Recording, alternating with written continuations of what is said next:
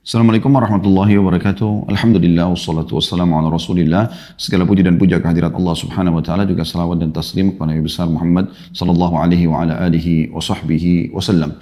Saudaraku seiman, kita akan melanjutkan pada buku kita Minhajul Muslim dan kita masih dalam bab zakat. Dan insyaallah teman-teman, kita akan masuk pada siang ini menjelang sore hari poin B-nya di materi ketiga tentang masalah zakatnya binatang ternak. Syekh Abu Bakar Jazair rahimahullah menyebutkan yang pertama adalah unta. Syarat zakat unta adalah mencapai masa 1 tahun. Jadi ini ada haul setahun ya. Dan mencapai nisab, kadar minimal. Sedangkan nisabnya adalah 5 ekor unta. Nisabnya adalah 5 ekor unta. Atau lebih dari itu. Berdasarkan sabda Rasulullah SAW, Laisa fi maduna khamsi zawdin sadaqah. Tidak ada zakat atas unta di bawah 5 ekor. Jadi misalnya kalau Anda punya 4 ekor unta, walaupun 1 tahun, Ramadan ke Ramadan misalnya Anda tidak ada kewajiban zakat. Tapi kalau 5 ekor sampai 1 tahun, Anda wajib mengeluarkan zakatnya. Zakat yang harus dikeluarkan untuk 5 ekor unta adalah 1 ekor kambing berumur 1 tahun. Dan memasuki tahun kedua dari kambing yang bagus, yang layak untuk zakat, baik domba maupun kambing biasa. Ya, jadi khusus hewan, zakatnya pun dari hewan. Mohon maaf, zakatnya pun dari hewan. Jadi kalau unta Anda 5 ekor dalam 1 tahun, tiba haulnya Anda wajib mengeluarkan dari kambing yang sudah berumur 1 tahun. Dan layak untuk dijadikan zakat. Tentu kita kalau zakati sesuatu yang terbaik. Atau kita sedekahkan di jalan Allah sesuatu yang terbaik. Zakat untuk kalau 10 ekor unta, zakat untuk 10 ekor unta adalah 2 ekor kambing. Zakat untuk 15 ekor unta adalah 3 ekor kambing. Zakat 20 ekor unta adalah 4 ekor kambing. Jadi per 5 unta 1 ekor kambing. Jadi kalau 5 unta 1 kambing. Kalau sudah 1 tahun ya.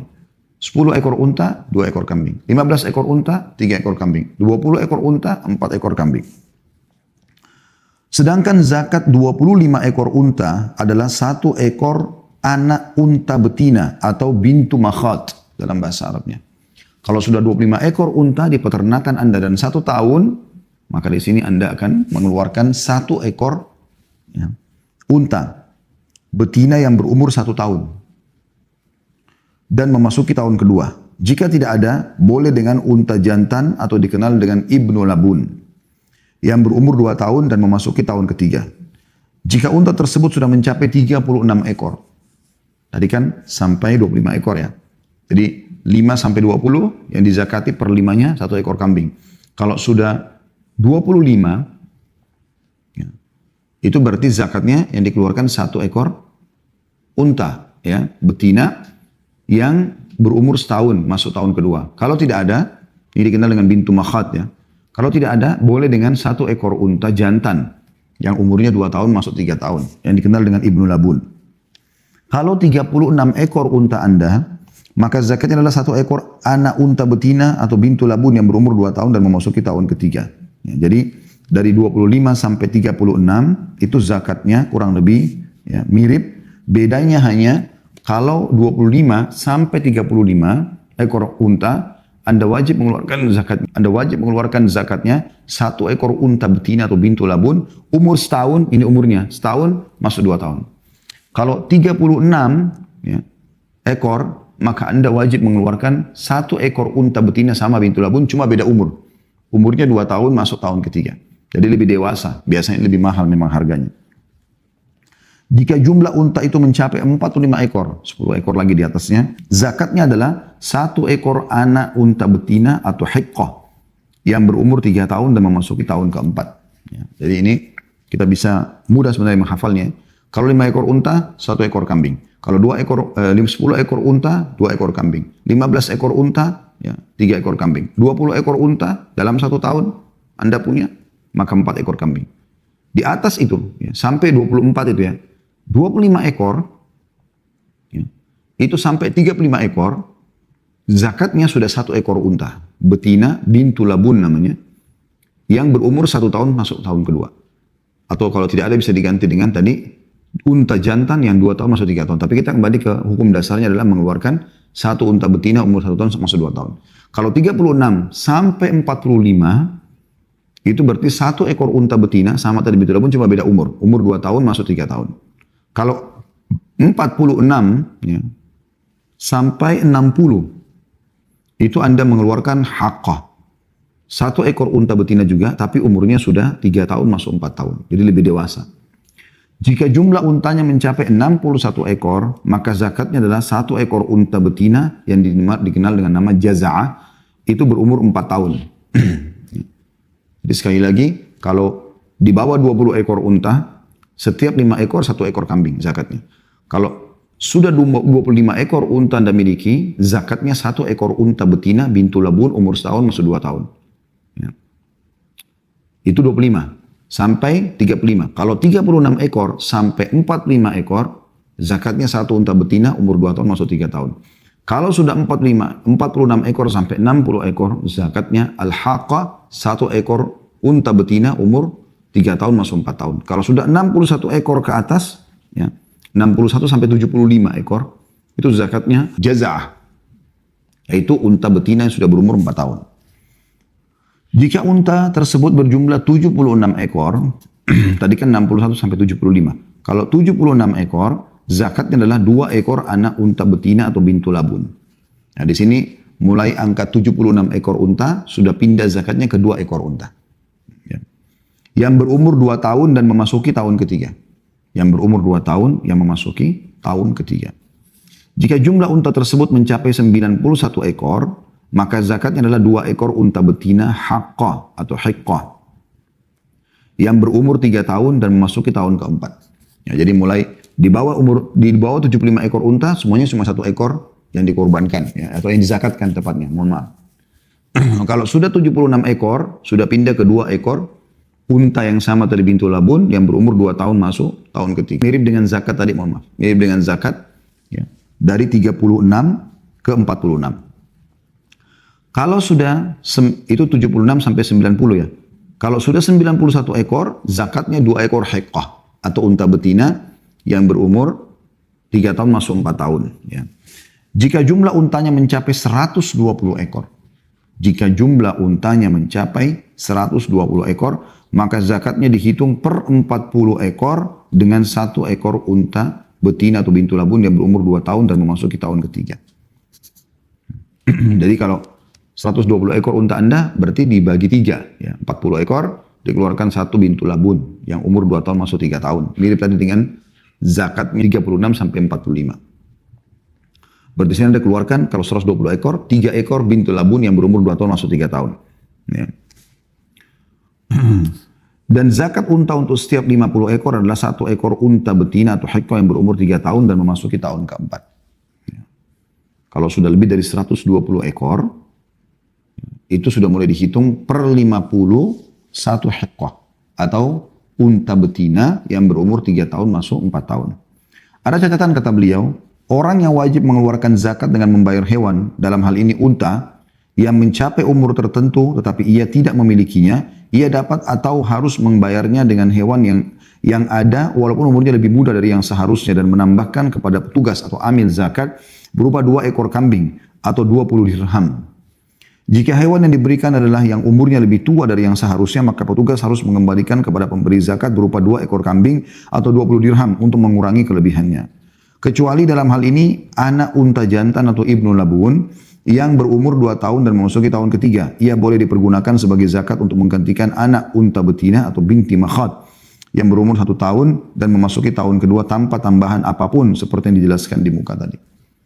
Nah, jadi sekali lagi kita ulangi di catatannya, kalau seandainya ada seseorang punya unta, dia harus mengeluarkan bintu labun, ya, tadi, atau maaf, binti makhat ya tepatnya, binti makhat atau anak unta yang berumur 1 tahun masuk 2 tahun, ya, atau anak unta yang berumur 2 tahun masuk 3 tahun, masih disilakan dengan bintu makhat. Kalau seandainya dia harus keluarkan, ternyata dia nggak punya. Dia nggak punya jenis unta atau umur itu di kandangnya, di peternakannya. Maka dia keluarkan misalnya unta yang lebih muda, boleh. Tapi diikuti dengan 2 ekor kambing. Atau kalau dia mengeluarkan unta yang lebih tua dari itu, misalnya dia hanya punya hiqqah, unta betina tadi yang umur 3 tahun masuk 4 tahun. Kalau dia punya hiqqah, maka di sini teman-teman sekalian,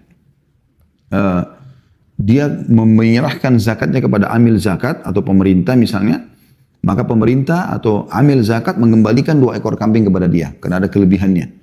Kecuali satu jenis ekor unta yang bisa menutupi semua zakat unta-unta ini, yaitu tadi disilakan dengan ibnu labun atau unta jantan yang sudah masuk dari umur 2 tahun ke 3 tahun. Nah ini yang dibahas dalam zakat unta. Ya. Tentu di Indonesia tidak ada ini, tapi ini kita bahas karena memang ada dalam buku kita yang kita bedah itu.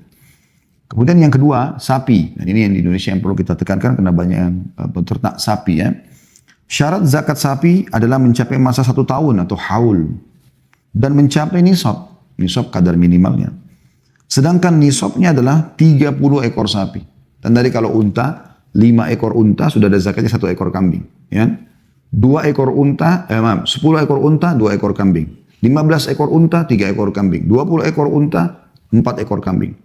Kalau sudah di atas 25 ekor, 25 sampai 35, itu yang dikeluarkan adalah 1 ya, bintu makhat atau unta yang berumur 1 tahun, masuk 2 tahun, masuk tahun kedua. Kalau 36 sampai 45, ya, yang dikeluarkan adalah 1 ekor unta. Ya.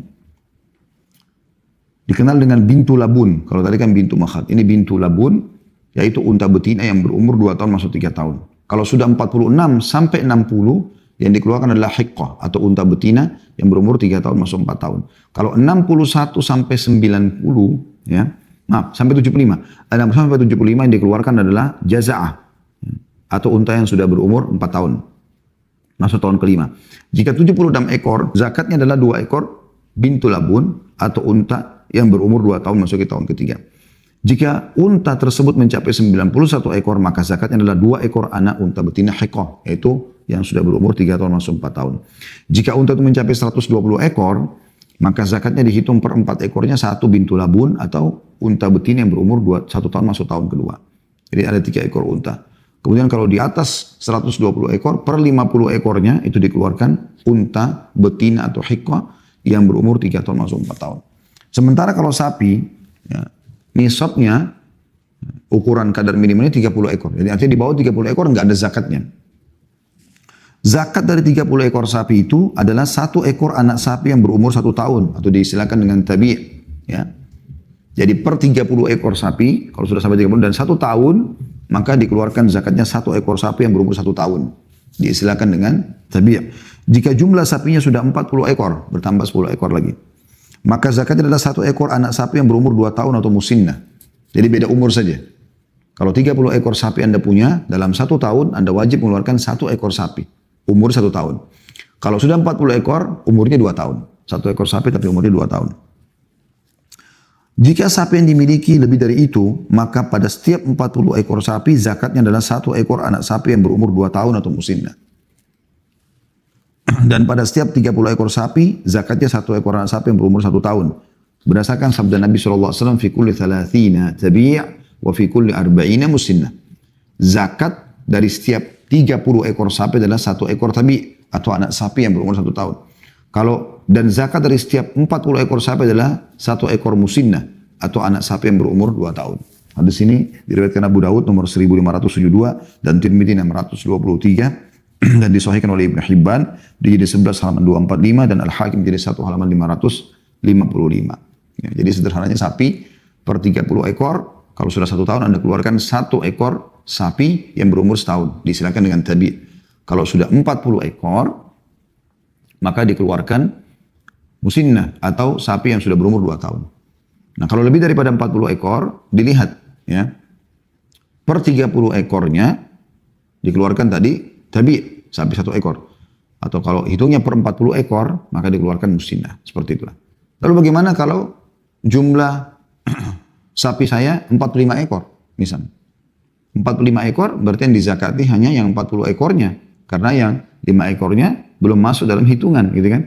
Karena per 40 ekor, itu ada 1 ekor sapi betina yang sudah 2 tahun. Kecuali kalau Anda punya 70 ekor. 70 ekor berarti 40 ekor yang pertama, Anda keluarkan musinnah yang sapi umur 2 tahun, dan 30 ekornya Anda keluarkan tabi' sapi yang 1 ekor. Jadi 2 ekor sapi tapi berbeda umur yang Anda keluarkan. Yang ketiga adalah kambing. Termasuk kategori kambing adalah domba atau kambing biasa. Syarat zakat kambing adalah mencapai haul 1 tahun sama tadi dan mencapai nisab. Sedangkan nisab Ya, minimalnya kambing untuk dizakati 40 ekor kambing. Ya, jadi kalau unta tadi 5 ekor, kalau sapi 30 ekor, kalau kambing 40 ekor. Per 40 ekor baru dikeluarkan zakatnya. Zakat per 40 ekor kambing sampai 120 ekor. Sama zakatnya ini adalah 1 ekor kambing. Jadi dari 40 kalau kita buat tabelnya, 40 sampai 120 1 ekor kambing. Jika jumlahnya mencapai 121 ekor sampai 200 ekor, kan tadi 40 sampai 120 1 ekor kambing. 121 sampai 200 ekor kambing, maka zakatnya adalah 2 ekor kambing. 2 ekor kambing. Jika kambing itu mencapai 201 ekor sampai 300 ekor kambing, zakatnya adalah 3 ekor kambing. Ya. Ya, sekali lagi 40 sampai 120 ekor kambing, 1 ekor kambing zakatnya. Kalau masa haul 1 tahun ya, dan jumlahnya mencapai antara 40 sampai 120, 1 ekor kambing. Dari 121 ekor kambing sampai 200 ekor kambing, ya, kurang lebih di sini 89 ekor bedanya dengan awal ya. Jadi 121 sampai 200 ekor, maka dikeluarkan 2 ekor kambing. 201 ekor kambing sampai 300 ekor kambing, dikeluarkan 3 ekor kambing.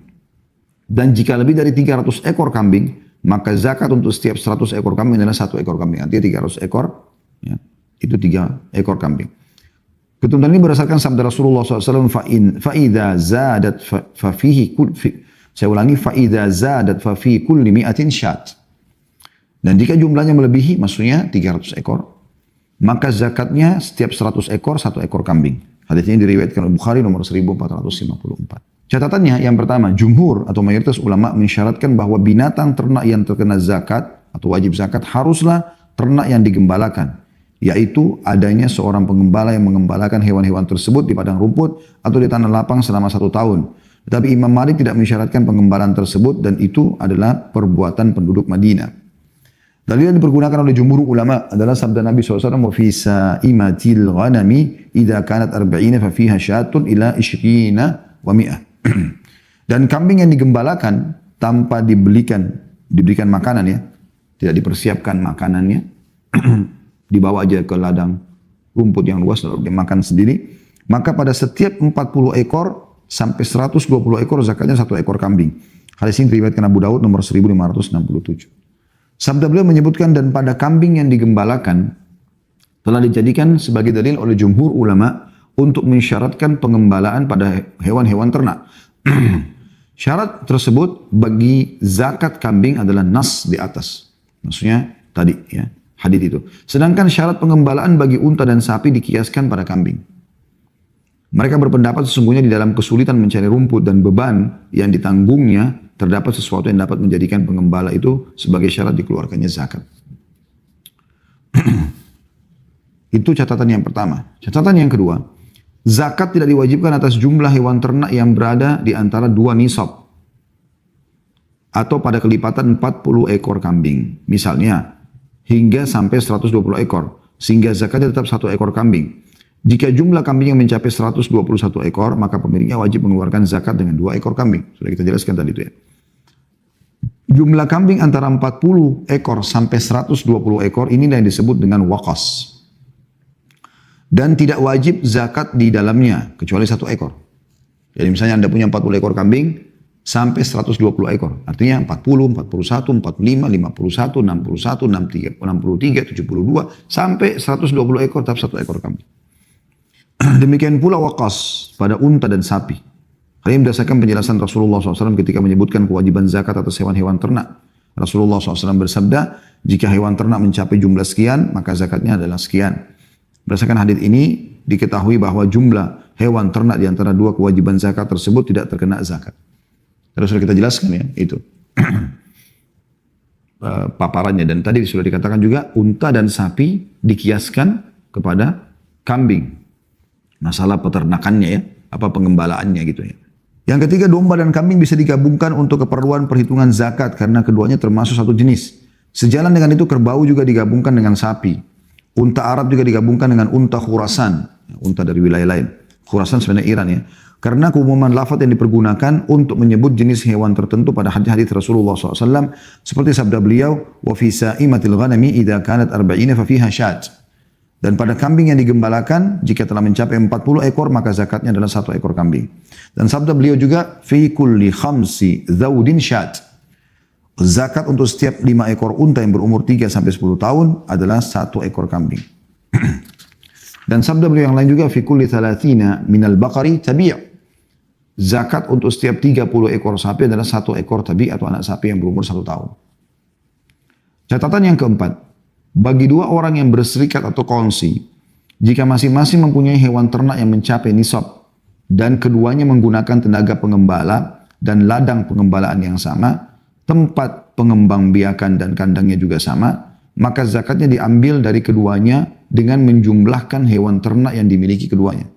Kemudian keduanya saling mengembalikan hewan ternak dengan cara adil. Jika salah seorang dari keduanya misalnya mempunyai 40 ekor kambing, sedangkan temannya mempunyai 80 ekor kambing. Jadi kalau 2 orang, yang satu si A punya 40 ekor kambing, ya, temannya memiliki 80 ekor kambing, tapi sama ladang makannya, sama kandang ya, pengembang biakannya, dan pemungut zakat mengambil 1 ekor kambing dari si pemilik 40 ekor, maka si pemilik 80 ekor kambing harus mengembalikan 2/3 kambing kepada pemilik kambing atau pemilik kambing yang 40 ekor tadi. Demikian dan 2 pemilik kambing yang terpisah tidak boleh menggabungkan jumlah kambingnya karena ingin menghindari kewajiban membayar zakat. Dan tidak boleh pula memisahkan jumlah kambing yang dikelola secara bersama dalam satu kongsi. Hal ini dijelaskan dalam surat Abu Bakar radhiyallahu anhu yang menyebutkan 2 harta yang terpisah tidak boleh digabungkan. Dan 2 harta yang digabungkan tidak boleh dipisahkan karena takut membayar zakat. Jika hewan ternak itu milik 2 orang dan keduanya saling mengembalikan dengan cara yang adil. Hadis ini diriwayatkan oleh Bukhari nomor 1450, 1451 dan juga Imam Malik meriwayatkan masalah ini. Poin nomor 5, anak kambing yang kecil, anak sapi atau anak unta tidak diterima sebagai zakat, tetapi dihitung sebagai hewan ternak pemiliknya. Karena Umar bin Khattab radhiyallahu anhu berkata kepada amil zakat, hitunglah anak kambing tersebut tapi engkau jangan mengambilnya. Hadis ini diriwayatkan Malik dalam kitab Muwatta nomor 600. Jadi harus mengikuti syarat umur tadi ya. Syarat umur. Sudah kita jelaskan tadi syarat umurnya. Gitu ya. Jadi anak kambing kecil, anak sapi di bawah 1 tahun ini nggak dizakatkan. Dan tidak dikasih sebagai bayaran zakatnya. Yang keenam, hewan yang tua atau cacat yang mengurangi nilai harganya juga tidak dapat diterima sebagai zakat. Karena ini berdasarkan pernyataan Abu Bakar radhiyallahu anhu yang menyebutkan hewan yang tua, hewan yang buta sebelah dan kambing hutan tidak boleh diambil sebagai zakat. Hadis riwayat Bukhari nomor 1496. Demikian pula halnya dengan harta yang berharga tidak boleh diambil sebagai zakat, seperti hewan hamil yang akan melahirkan atau segera melahirkan, kambing pejantan, kambing yang gemuk untuk dimakan, dan hewan yang sedang mengasuh anak. Berdasarkan sabda Rasulullah SAW, iyyaka wa karaima amwalihim. Jauhilah olehmu, ini sabda Nabi SAW kepada Mu'adz bin Jabal, harta-harta mereka yang berharga. Umar bin Khattab juga melarang amil zakat mengambil kambing gemuk yang dipelihara untuk dimakan atau ukulah.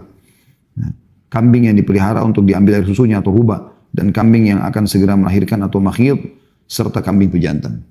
Makanya umumnya kambing betina yang normal saja, itu yang dijadikan sebagai zakat. Ya. Atau memang kambing jantan, tetapi dia bukan pejantan utamanya yang memang membenihi kambing-kambing betina. Nah, itu boleh dijadikan sebagai zakat. Baik teman-teman sekalian, ini yang kita bahas ya. Dan kita akan tambahkan dengan poin C-nya, karena ini sedikit gambarannya, tentang buah-buahan dan biji-bijian. Syarat wajib zakat untuk buah-buahan dan biji-bijian adalah buah-buahan tersebut telah mencapai kematangan atau menguning dan memerah, atau memerah ya. Dan biji-bijian dapat dilepas dari kulitnya sesuai dengan firman Allah Ta'ala dalam surah Al-An'am ayat 141. A'udhu billahi minasyaitonir rajim wa atu haqqahu yawma hasadih. Dan tunaikanlah haknya di hari memetik hasilnya. Ya. Ini tentang buah-buahan, biji-bijian. Ya. Nisabnya, kadar minimalnya buah-buahan dan biji-bijian adalah 5 wasak. 1 wasak sama dengan 60 sa'.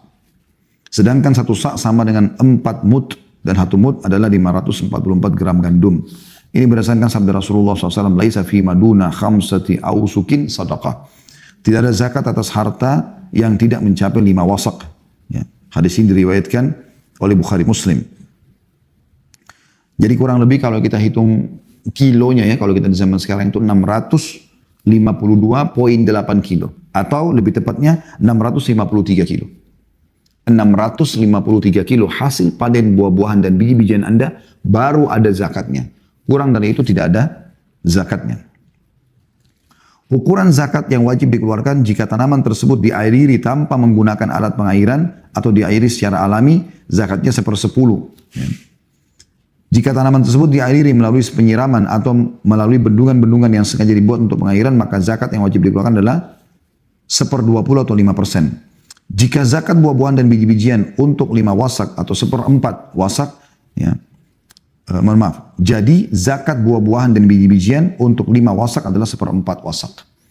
Jika jumlahnya bertambah, zakatnya dihitung dengan ukuran tersebut. Hal itu berdasarkan sabda Rasulullah SAW, "Fima saqatis sama' wal uyunu aw kana athariyan al-ushur, wa fima suqiya bin nahdi bin nudhi nisful ushur." Tanaman yang diairi dengan air hujan dan mata air atau tumbuh sendiri dalam kurung menghisap air dengan akarnya sendiri, zakatnya 1/10. Jadi kalau misalnya Anda beli sebuah tanah, sana ada buah-buahan, pohon buah-buahan, apapun jenis buah-buahannya, dan dia hidup sendiri, Anda nggak urus. Karena di situ subur, sepanjang tahun turun hujan. Nah, kalau Anda panen nanti, ini ada haulnya juga ya. Haulnya dia adalah masa panennya. Misalnya buah durian, misalnya buah mangga. Kapan kira-kira dia panen? Per 6 bulan misalnya. Per 6 bulan itulah dihitung haulnya. Jadi dia tidak ikut seperti zakat sebelumnya ya. Yang 1 tahun zakat harta, zakat hewan. Jadi dia ini masa panennya.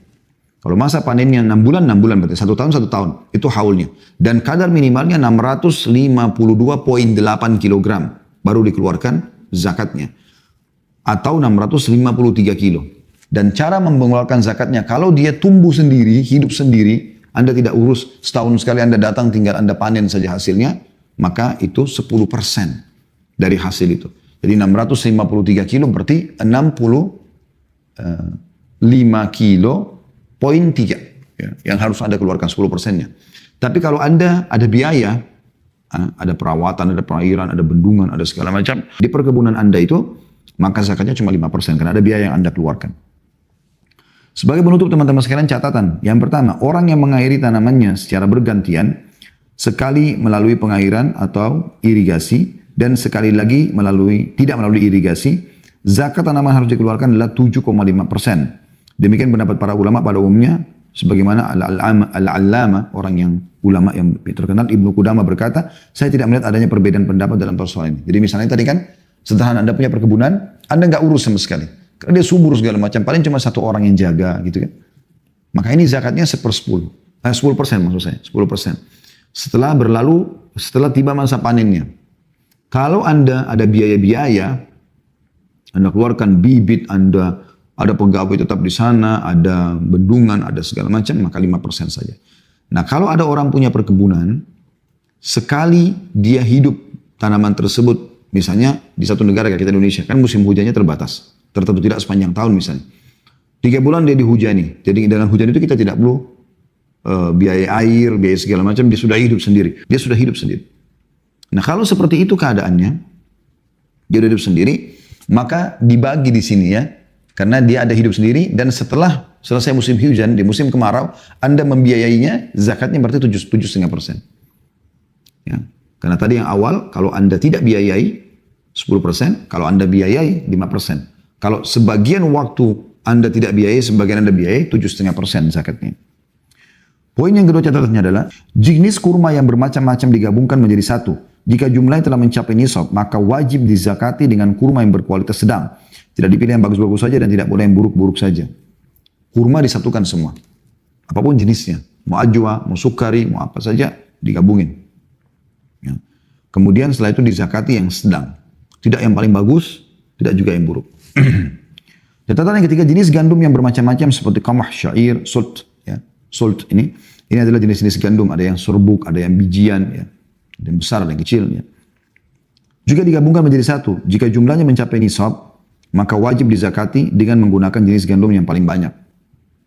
Tetap ingat, haulnya adalah masa panennya, batas waktunya ya, untuk dikeluarkan zakat. Nisabnya adalah 652,8 kg atau 653 kilo. Kalau kita mau bulatkan ya.